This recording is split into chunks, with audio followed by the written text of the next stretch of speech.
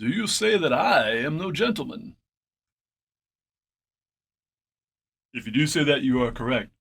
Back in the day, the word gentleman was actually a legal term, and what it implied was three things that were very specific. One thing was that the person with the title had to own land. The second thing was they had to have a family crest. And the third thing was they could not work for a living. Those three requirements had to be met before someone could get the title of gentleman. Now, I first learned about that in this book, Mere Christianity by C.S. Lewis. I'm sure it'll frustrate some people that in bringing up Mere Christianity, what I'm focusing on is his use of this word. But this was my first introduction to C.S. Lewis, so I think it's appropriate. And the reason I'm talking, like, why am I talking about this? I'm talking about this because I think language is really important. And even though we should expect language to change as time goes on, the use of words is really important. And when we change what a word means, we need to do that very cautiously. And I think today we seem to be living in a time where people want to kind of make things mean whatever they want them to mean. And that doesn't help communication. So because I think language is important, we're just going to take a quick look at this word and what it used to mean and give you an example and then call it a day. Now these days, gentleman just means someone who's nice or kind or polite, someone that has good manners.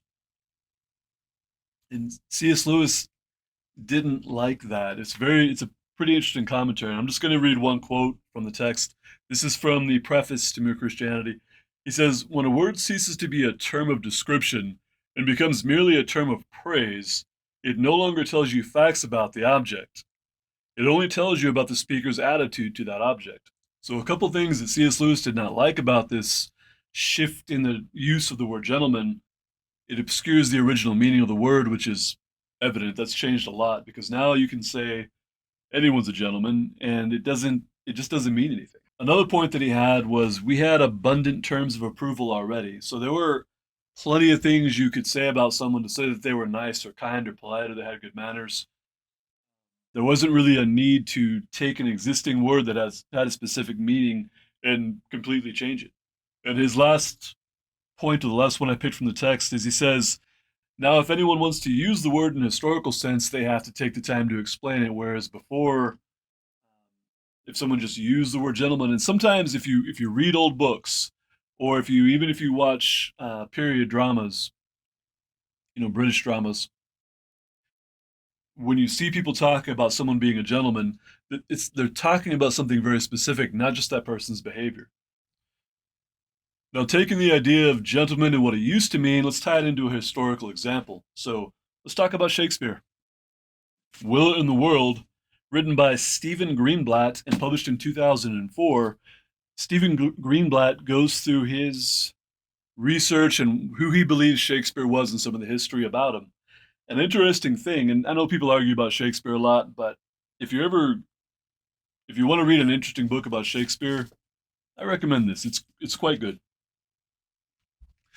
One of the things he talks about is how Shakespeare's father actually put in an application to receive the title of gentleman legally. From what he tells us, his Shakespeare's father's application didn't get rejected, but it got kind of put on a shelf and just sat there indefinitely. The reason was it was suspected that his father made gloves for some side money. So he had a side hustle, I guess. He had a side hustle of making gloves. That was not considered proper for a gentleman. So they didn't reject it, but they just kind of put it to the side and it was pending for, I think, decades. When Shakespeare became successful, because he was a playwright, and if you didn't know this, being in the theater at that time was socially equivalent to being a prostitute. So it wasn't an esteemed thing for the most part. It was actually illegal for the common people, the plebeians, the citizens, to wear silk. Silk was only to be worn by people that were part of the nobility. So a gentleman, for example, could wear silk. So when Shakespeare became successful, he could not apply to become a gentleman because he worked for a living. He was a playwright. However, he had the funds to get his father's permit to go through. So he pushed it through. His father legally became a gentleman, and that gave Shakespeare the right to use a crest and also to wear silk.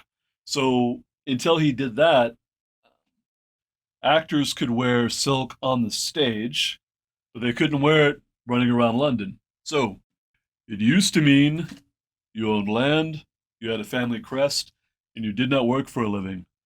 I don't qualify for any of those. So I definitely work for a living. And I don't, I have logos, but no crest.